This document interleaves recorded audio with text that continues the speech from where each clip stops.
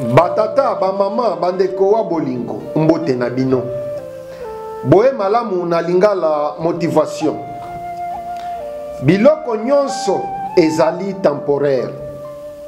Situation nyonso na vie to na bomoi ezali temporaire. Alors, na tango vie ezali malamu, yo zala sirke ozo apprécier yango. Et joie yango pleinement. Mpe na tango vie ezali malamu te, yo kanisa ke ekoumela po na libela te. Mikolo ya malamu ezali na nzela ezali koya.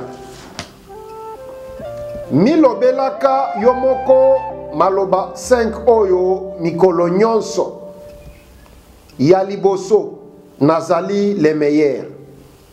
Ya mibale nakoki kosala yango. Ya misatu Nzambe azali toujours na ngai.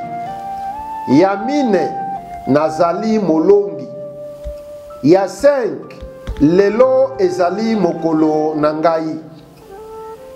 Ntango Nzambe ntonza komba azotinda yo na balimiti ya badifficulté, yo zala na confiance epai na ye Nzambe mpamba te.